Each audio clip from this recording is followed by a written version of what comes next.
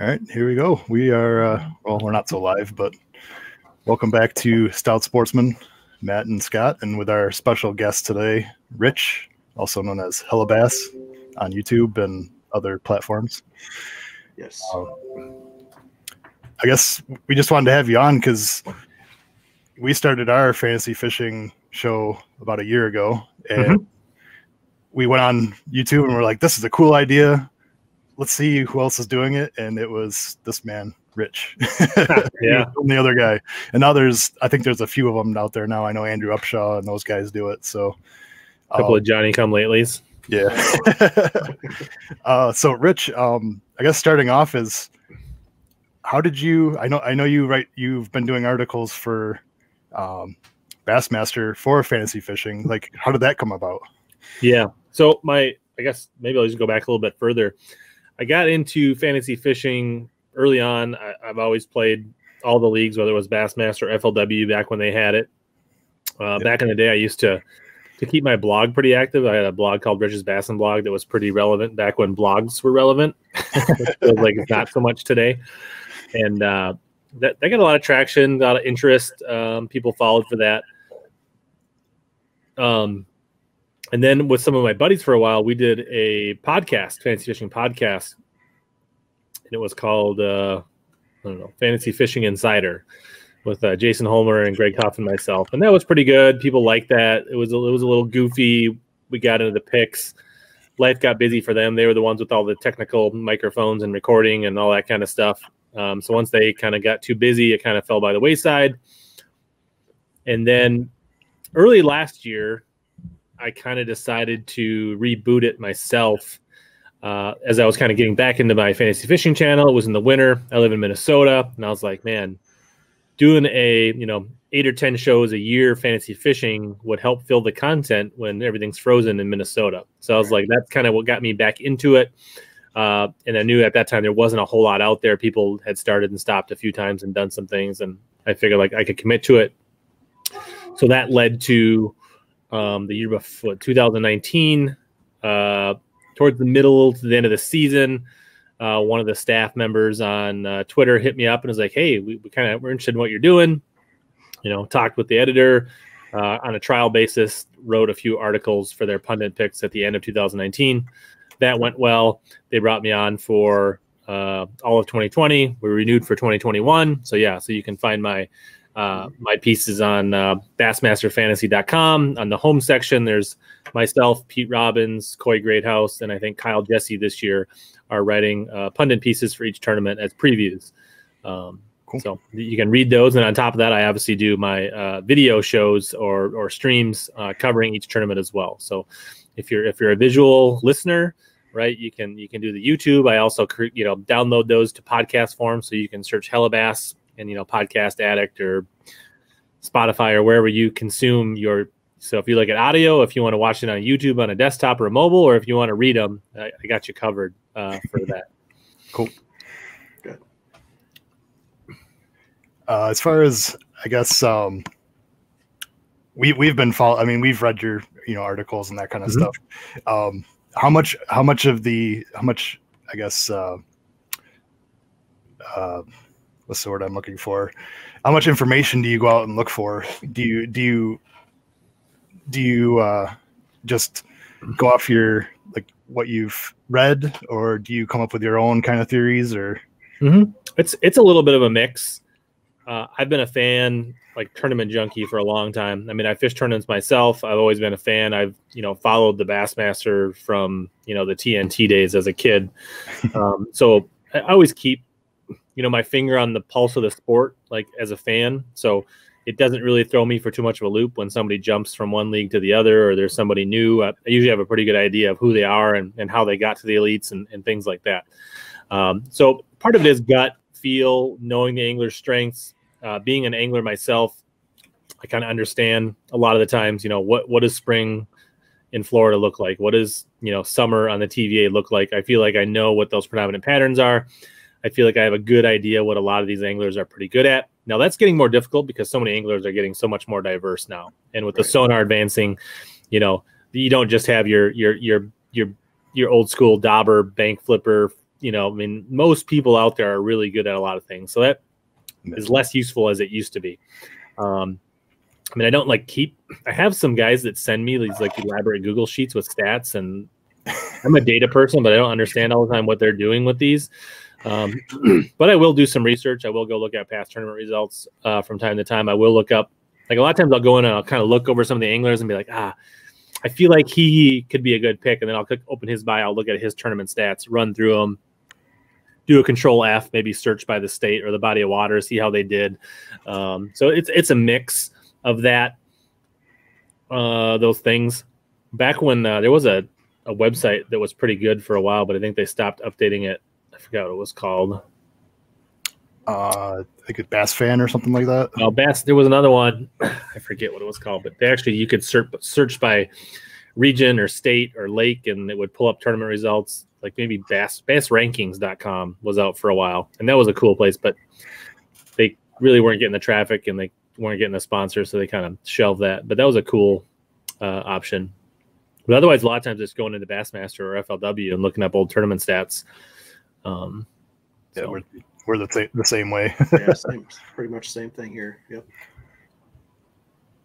It all depends on how much time, right? Too, right? Like for St. John's, you know, you can see it a month ahead of time. And you do all kinds of research, but then when you get up to the New York swing, when you got a true back-to-back, and like the rosters drop on Sunday, and it's like, well, I guess we'll just wing it, right? Like, so it kind of depends, right? Or if I'm traveling, fishing for a tournament, it all depends, right? Yeah, I mean, I did an actual spreadsheet last year that I used for like 2 events, and I did a spreadsheet as far as like their top 10 percentage for how many tournaments they've fished, and it was really cool to see. But then, you know, after 2 tournaments, I'm like, this isn't really going to help me very much. I mean, I think if you could statistically, I mean, record enough data over time, I think there is some statistic out there that would probably put you in the right direction, but there's still a lot of recency bias and I don't know if you call it who's hot, but like confidence is big in fishing. When you're on a roll and you're fishing well, it makes all the difference in the world. You see it so many times, like one guy will be top 10 one year in the AOI and they'll miss the classic the next year. And it just, fishing is really streaky, even though it doesn't make sense why it would be. But there's more mental game than anything. So I think, you know, as much as those stats help you, they can also hurt you. And a lot of times you got to find the people that are fishing well that year, who are on a hot streak for that season. Stick with them and understand when somebody's on an upward swing versus a downward swing, and when you're picking them. Yeah, no, and that also doesn't take into account like the rookies and stuff. You don't have enough tournaments to know how they're going to fish. So yeah, your sample size for a lot of that stuff too is just too small to really get a good picture of everything. Yeah, absolutely. Fishing, you know, we're kind of, you know, the sport is, you know, an enemy you can't see, or a competitor, if you want to say an opponent you can't see, that has their own mind and their own little tiny brain and do their own little things, and with the weather and stuff, and year to year it can be so different. So as much as the data can help you, the data can hurt you. So it really takes a blend. All right, Matt, you got any questions for Rich? Well, talk a little bit more about your background, like how you got into fishing. Like when did you take part in your first tournament, stuff like that? Yeah, good questions. So I've been bass fishing as long as I can remember. My dad was in a Bass Nation club or Federation club way back in the day. Maybe back as far as 1980. And when I was growing up, when I was little, I'd start on the close lakes. We'd go out, help him practice on the lakes that were close to the house. As I got a little older, I started traveling with them, to lakes that weren't so close to the house. And I got to the point when I was maybe like 14, 15, I'd fill in when they were short a non-boater, or I'd tag along on a weekend trip and use the rental boat at the resort while they went out and fished their tournament, and just kind of slowly got my way into it. By the time I was like 19, I was president of the bass club. So wow. I've been inundated with tournaments and bass fishing forever. Like, it's just always been a part of me. Unfortunately, back in the day, I think casting kids was a thing. I did that for 1 year before I aged out of it. So I was always like too old, like high school fishing and college fishing came out after I graduated, like all that kind of stuff. So I never really got to participate in that. So I was really just was a club guy early on, made some regional teams. I always fished the state tournament in Minnesota. Started doing some Fishers and Men stuff and some local team tournaments with my dad and some other friends. Dabbled at different levels of tournament, regional qualifications in my home state, different money tournaments, but just kind of been a part of my whole life. And so that's, outside of like writing about it and doing videos about it, I'm just as ate up with it being on the water and being competitive and doing tournaments as well. Nice. So has there ever been a point where you've kind of like burnt out from the fishing scene and had to take a little time off? Not really. If anything, I just keep dialing back other parts of my life. I mean, I have kids and a family, so they're like, I have a full-time job, so there's still work and there's still, family obligations and sports. And like, I like to be home for my kids' hockey games and soccer games and gymnastics and things like that. But like, I quit softball. I quit fantasy football. I quit, video games. I quit like all kinds of things. I quit deer hunting, like, because the time I do have is fishing. So I don't really if I go on a trip for like a regional tournament and I'm gone for 10 days, like I'm pretty tired when I get back. And then one day off, like then my batteries are recharged. I'm ready to go back and go fishing again. Like, yeah, we know about the whole quitting fantasy fishing. This is probably my favorite football year. Fantasy football, you mean? Yeah. Oh yeah. Fantasy football. I didn't do fantasy football this year, and it was probably like the most joyous year of football I've had in a long time. I mean, also the Bills are good, but right. But it's so nice to not have to like the stress of lineups and all that crap. Yeah. Are you guys from New York or? We're both raised in New York. Okay. We're actually cousins, so from the same area. And Matt's down in Erie, Pennsylvania now. Okay. And you? I grew up. Basically we were Western New York, 20 minutes east of Niagara Falls. Okay. So we grew up. My dad had a charter boat on Lake Ontario growing up. Nice. So I've done a lot of king salmon fishing. So fishing's been in my blood for quite a while. So every time I ask him to go out on the boat, he's like, "Well, what are we fishing for?" I'm like, "Bass," and he's like, "I don't want to fish for bass." Yeah, the Western New York area. I mean, it's walleye, salmon, steelhead, and then you get to like bass. It's definitely a different environment than down south, and I'm sure you get a lot of the walleye talk in your area. Same way here. Walleye is king in Minnesota. Northern pike for your average fisherman are probably more popular. Yep. Perch and bluegills and crappie are probably more popular than bass. The muskie and the bass are kind of niche where I live, but the people that do it are pretty passionate about it. So,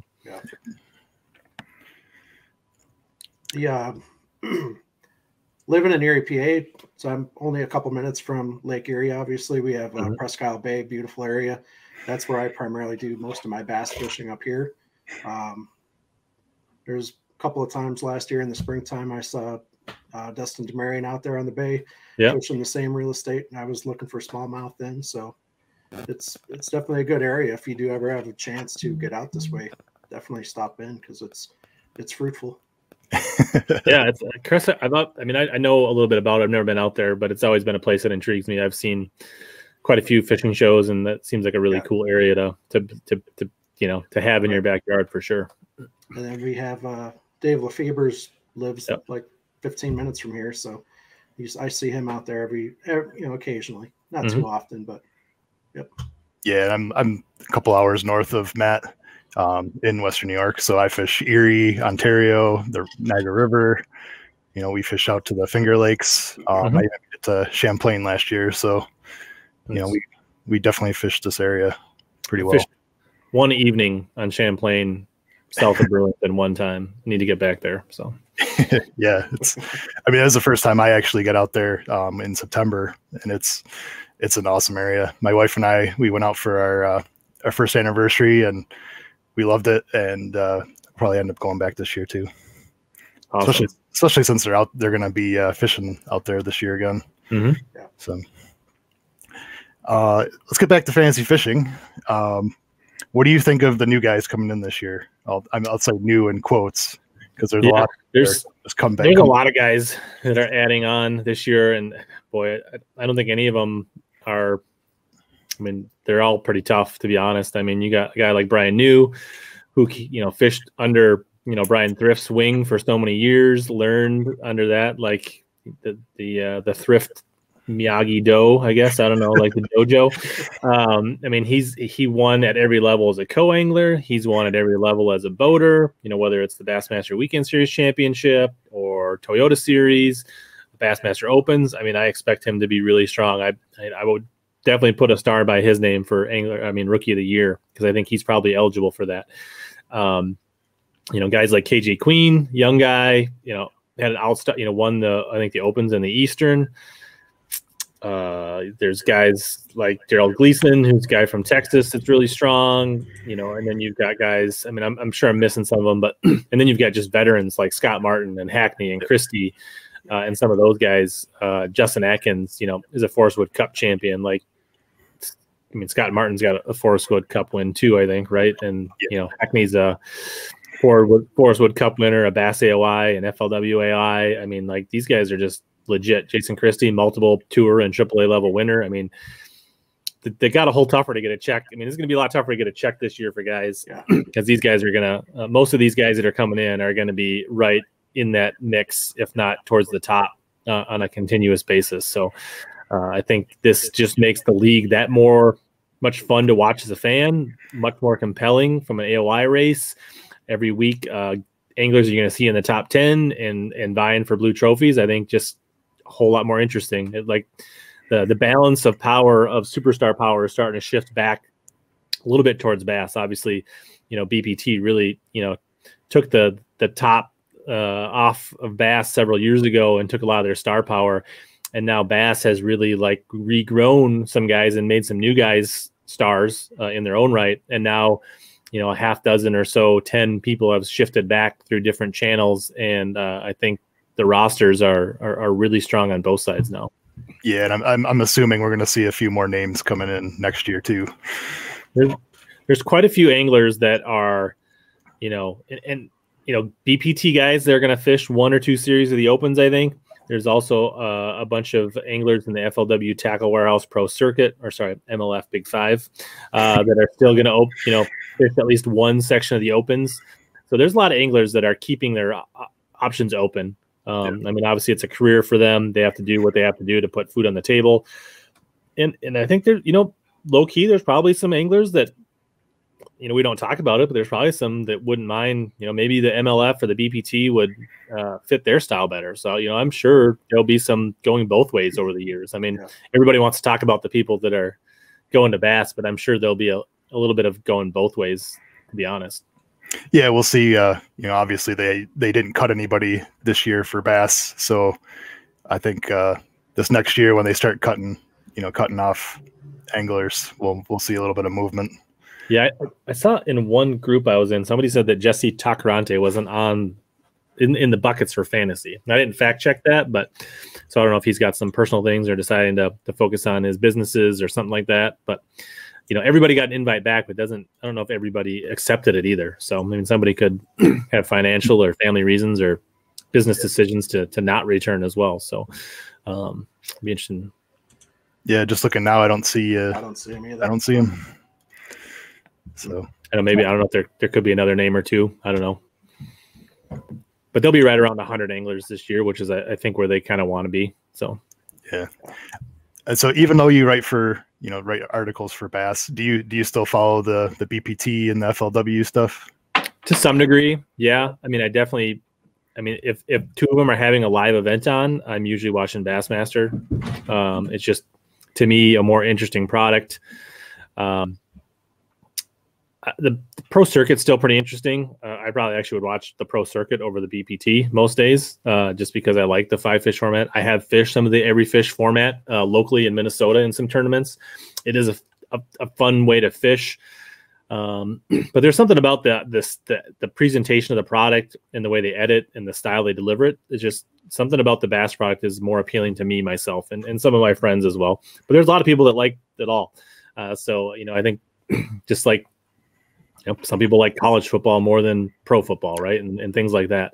I think over time, everybody's fan base kind of settles in, and I, when in doubt, I'm going to be consuming some kind of fishing content for sure. But yeah, I probably follow Bass first and foremost. Yeah, I think I know I do. I follow Bass more, but I also watch a lot of the BPT stuff. But I feel like they have a better TV show overall. Sure. Like the way their every fish kind of makes it more of a TV show than Bass's shows. But that's also because you could basically make a drinking game out of it.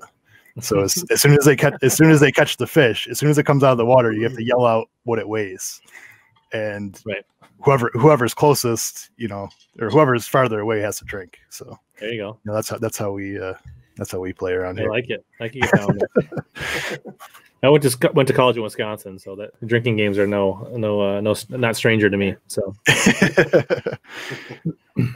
but yeah, I think they both have their positives. I don't watch a lot on TV. I actually cut the cable, so most of my stuff. I mean, I consume a lot of my content through YouTube. The one thing I liked about FLW at the time is they were doing their streaming through YouTube, which really made my smart TV like super easy just to throw it on through the YouTube app. So I wish one of them would incorporate that into their live. That would be a really nice feature for me. And I know some other people like it as well. I mean, I can Chromecast through, the website and things like that, but it's nice not to have to do an extra step. Yep. Yeah.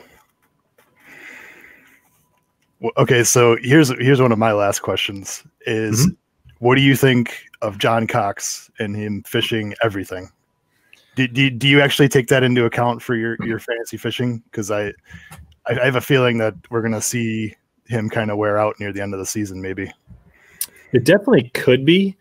I mean, he definitely was stronger earlier last year when he won and he was doing really well.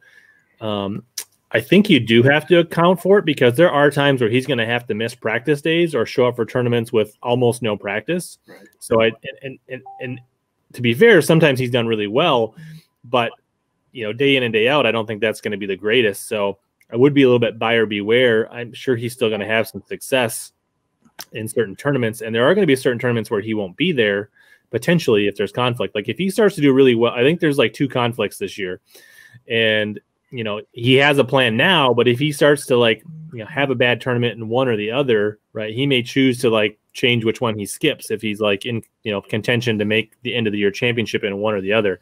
And whether they leave him off the field list or not for fantasy, I don't know, right? So, I mean, there was a lot of times when there's a late scratch, like when Mark Menendez pulled the back muscle or slip disc or whatever on Eufaula last year, he just wasn't there. And people were like, oh my gosh, I picked, Mark and he wasn't even there. Like, what is Bass going to do? Well, it's just like sports, right? When somebody pulls a hamstring in pregame, you don't get your fantasy points back. You don't get to do a redo. I mean, so it's the same thing. So, yeah, just be careful. I mean, I think that I'm not saying don't pick him. He's probably somebody to really consider for the St. John's River. I definitely would consider. I mean, he's a Florida guy. If they're sight fishing, I've talked to people that said he basically has his vision under the water and seeing fish is on a whole nother level from a normal, even good angler.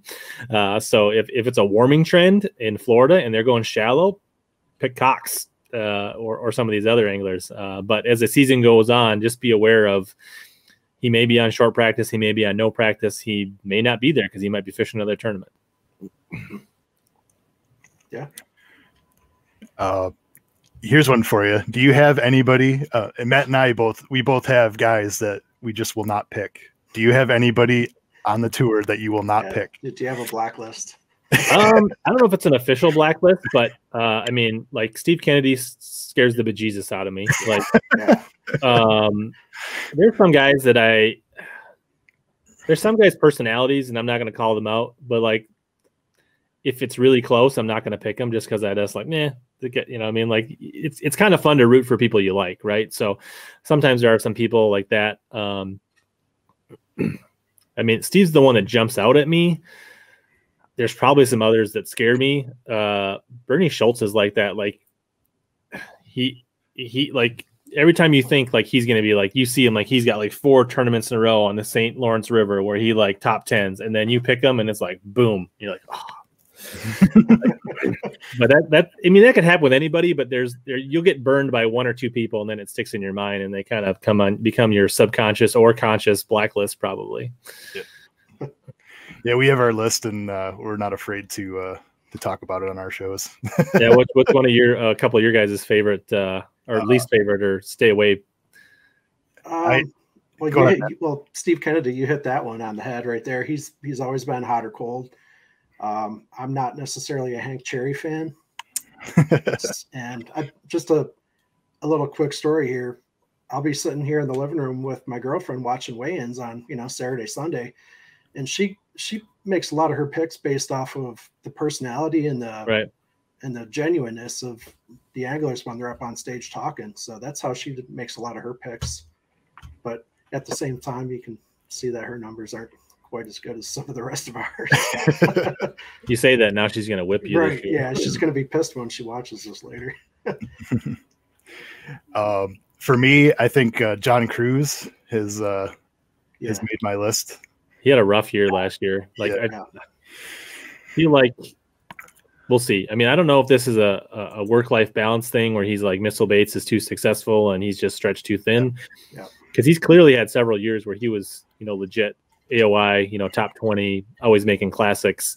And last year was really tough. I mean, he came out, I think, hot at the St. John's, and then the classic was good. And then after that, it just never rematerialized. So, I mean, he seems like a really cool guy. I want to see him do well. But he definitely burned me a few times thinking like, all right, I'm going to catch him on his upswing. This is going to finally be his turning point. And it didn't work out several times when I picked him. So I would say tread cautiously, but I wouldn't put him on my permanent blacklist yet. A lot of times he'd end up getting in trouble where Cruz would be heavily favored, good percentage. And there's that, you can pick him and go with the flow. And if he does well, he does well. But if you pick somebody else and they tank, then you're that far back already. It's a tough call. I mean, and with a bunch of other guys too. When he was in Bucket E, he was perennially picked because he was the biggest name, and you could argue the most talented angler in Bucket E almost all of last season. And now he's in Bucket E again at the St. John's, and he's got a really strong track record at St. John's even last year. So it's really hard not to take him in this bucket. But there you go. It's like you're damned if you do, damned if you don't, to some degree. How do you feel about the ownage percentage? Like, my overall into account. My overall strategy is I don't like to go all chalk because I feel like you're not going to get anywhere. And obviously, if I turn in a fantasy column and pick all the top percentage guys, that's not a very interesting take or read for anybody. Sometimes I make a team with the alternate account and just pick the chalk every time, and they finish pretty mediocre. So I don't know if that's really a strategy to win. I also don't think a whole roster of dark horses or long shots is going to get you anywhere. Even on a weekly basis, it's really super rare that you're going to get 5 1%ers to hit. I mean, very, very rare. So I think you need to mix it up. I think you need 1 or 2 chalk guys. You need 1 or 2 value picks and maybe a dark horse on a weekly basis. Like that's kind of how I build my team. I don't have any hard or fast rules, but I'm trying to get, a couple favorites that I feel really good about, a couple, just under the radar guys, and then maybe 1 off the wall pick or something, or some mix like that. And it varies, but I don't get super hung up one way or the other, because when you start reaching for it, you really start to get burned typically, because like you tend to swing and miss, and when you miss with a 1%er, you really get buried, so yep, for sure. Did Scott, did you watch his show with his picks the other day? Yes, I think I did. Yep. Okay. You have to say yes because I'm here. Yeah. So it was. I watched it today while I was working. So, it was interesting to me because I mean you threw some, I think what was your e-bucket pick with Pat Schlopper, who I fished against. Right. Twice this year, twice in 2020. He beat me both times, so maybe I'm a little biased. Okay.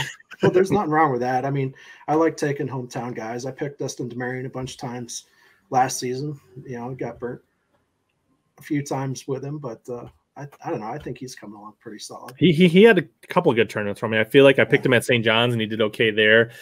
And then I picked him at St. Clair, and I think he had a top 10 there. So I'd look for Destin. He's a good guy. I had him on my live stream once last year. I think he's learning a lot. He seems like he's getting better. I think he understands the game, what it's going to take. So I look for – I feel like Destin's got some staying power at the elite level, and I think you'll see him slowly, you know, move up on an average year to year. And I look for him to continually get better and be a stronger player and an angler you can pick more consistently in fantasy as the years go on. Yeah, because there's only – for this year, there's probably only maybe – 2, maybe 3 tournaments that I'm probably going to pick him. Obviously, with him doing some guiding and stuff down there in Florida, especially on the St. John's, that's who I have as my D bucket pick for right now, anyways. Yeah, and I actually got to talk to Pat quite a bit because we both fished the Bass Nation National Championship on Pickwick. So I was actually in a much better position after day 1 than he was, but he caught him more consistently and closed the deal. So it was interesting. I mean, that's the second time I've been to the Bass Nation Natty. So, I mean, I was 4th after day 1. If I could have just caught 11 more pounds the next 2 days, I could be fishing the Classic on Ray Roberts, but didn't quite come to fruition. But and I could pick myself, and that I could be the first Bassmaster pundit to pick myself in a column, which would have been a fun deal. Yeah, that would have been pretty cool. Or you could have been the guy that said, "Don't pick me." Don't pick me. So what are you fishing this year? So I'll fish the Bass Nation and TBS stuff local in Minnesota. Right now, I'm still an alternate to make the regional team. I was 2 ounces away from qualifying for the regional again this last year. So maybe something will happen. Maybe somebody will have to drop out. They'll have a kid or a wedding or something, and maybe I'll get in. But otherwise, I haven't mapped it out. People keep asking me that, and I need to map that out because it's starting to get to that time of year where I have to make some plans here. And I'll probably either add one of our local team trails or the BFLs in the Great Lakes Division on top of that. So, or maybe a Tuesday nighter. I don't know. We got to ramp up the tournaments a little more. But otherwise, on top of tournaments, I'll be doing a lot of content for my YouTube channel, HellaBass. Whether it's tips or just out on the water fishing or challenges or some collaborations with other guys doing some fun stuff on the water. Try to bring fresh content. And I guess my channel is not really like your average YouTuber, Walmart challenge, catch a fish on a Barbie pole, that's not my whole thing is I want to help people catch more bass and suck less. Like that's the motto of the channel. So if you're looking for slightly more mature content that is getting to be better, well filmed and edited all the time, I'm learning all the time, but we're actually going to learn something about bass fishing, then give it a watch, because that's what I'm trying to grow as a channel. And it may be not the biggest or the best way or the best growth strategy, but that's the kind of content that I like, and I truly enjoy helping people learn to catch more fish, whether it's through video content or interviews like this, or fantasy fishing, or taking people out, or kids, or I work with some high schools and do like seminars and mentor for high school teams. Like that's really outside of tournament fishing, helping other people get into the sport and learn how to catch fish is really my passion. So yeah, I mean we started off doing some different challenge videos, and we'd go out and go fishing, and we thought we were recording some really good stuff. And if you go back and watch some old stuff, like some of it's funny, but like for the amount of views we got for those videos compared to, just sitting here at their computer in the middle of winter, doing an interview, for some reason gets more views than actual fishing. It's tough to film something well and then edit it into a tidy, well-organized, attractive package. And there's a lot of time, commitment that goes into it. And there's a big learning curve if you're not, if you don't have a natural gift for editing or how you want to shoot it to begin with. And like the better you shoot it, the easier it is to edit on the back end. So what else you got, Scott? Anything? So I've actually started building rods. Ghost rods is what it's called. Nice. So I have to ask you, what's your favorite rod? I'm a big Dobbins guy. So I fish all Dobbins. I used to be a big Loomis guy. when Shimano took them over, I had some bad warranty customer service experiences, and I was like, I'm not dealing with them. So I slowly switched over to Dobbins. My favorite rod in the whole lineup that I use a lot of is probably their Champion Extreme 745 casting rod, which is a 7'4" mag heavy. So I throw a lot of jigs, 3/8, half ounce flipping jigs, half ounce, 3/4 ounce football jigs on that rod. And it's, it's one of my go-tos. Yeah, cool. Nice. But yeah, I guess to me, if you're getting into rod building, really understanding the rod balance and how a rod fishes is the most important aspect. And obviously, as you get into it, that's something that building your own rod, you start to understand the intricacies. It can be a lot of fun. And one of the things that frustrated with me with rods I bought off the shelf is like, a 1998 Kumara Shimano 7-foot medium heavy was a sweet rod. And then like Shimano and some of the other companies, every 2 years, they redo their rods. And a lot of times they don't keep the same characteristics in a 7-foot medium heavy from year to year, right? Like a lot of things change, the grip changes, the action of the rod changes. And it's just like, that was one thing that was frustrating early on when I was trying to find rods that I liked, is you'd find one and then you'd break it and you go to replace it. And I was like, well, this is nothing like the rod that I liked. So, Right. Yeah, I've even with blanks, I mean, there's blanks back there, but your blank is actually no company, like there's no standard. So a medium, like most of it's in the action of the rod. So one person's fast is another person's moderate fast, and it's tough to deal with. But it's just I love being able to make a rod that's specialized. For sure. We're going to be doing a series here shortly where I'm actually going to build a jerkbait rod for Matt. I actually have everything ordered and ready to go. We're just going to go through our whole thought process, and I get a lot of questions like, "Hey, I'd like a rod, but I have no idea what I want," and it's like, we guess let's start at the number one and figure out what you're going to actually be doing with it. So yeah, if you can record that and film that and tell that story in a concise, useful package on YouTube, I think that's a pretty that has the potential to have a really popular response on YouTube, because I feel like that's probably a niche that still has a lot of room in it. Yeah, and I still need to do kind of stuff for my Ghost Rods brand as it is. So we're going to actually be doing kind of for both. Sure. We're using this channel as that. So yeah. You guys got any other big plans for your channel for this year, or what's going on with you guys? Well, we set goals.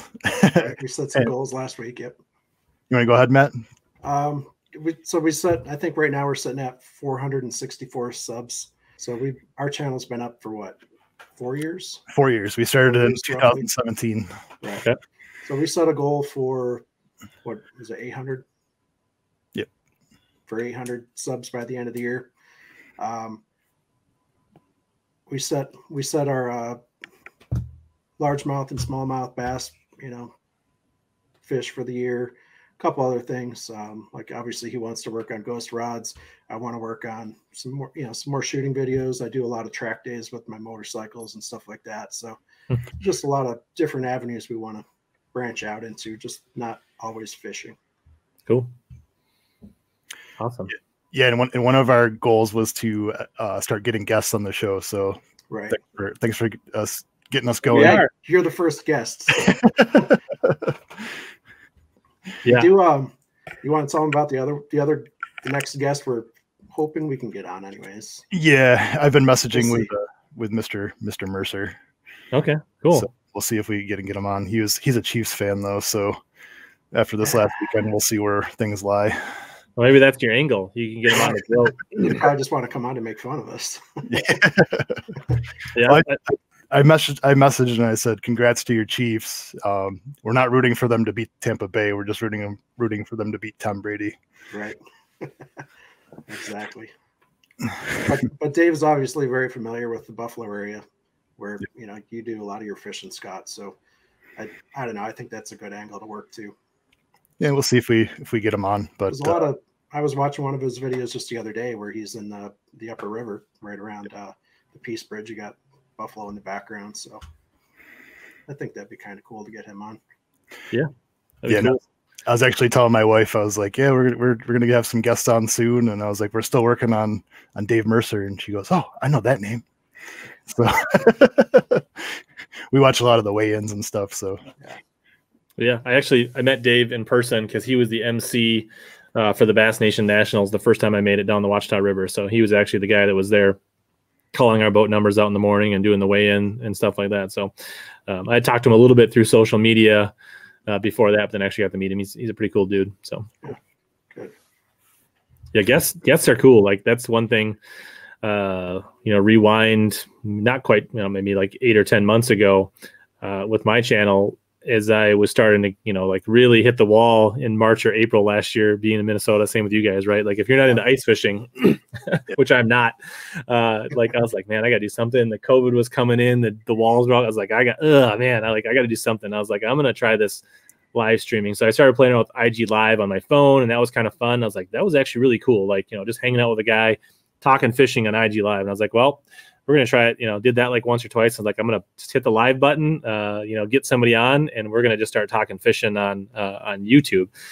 And it was a ton of fun. And I think, it really scratched that itch for me, as like, especially because we were, kind of locked down back then, is like, you're used to hanging out with your buddies at the boat ramps, or, going to your bass club meetings, or just getting together and at a bar and hanging out or whatever, going over to your buddy's house and like having a beer and talking about fishing. It's like, well, that really scratched the itch to be able to hang out for an hour or two and just get in the weeds and fishing, talk about tournaments, talk about techniques, talk about fantasy fishing, whatever it is.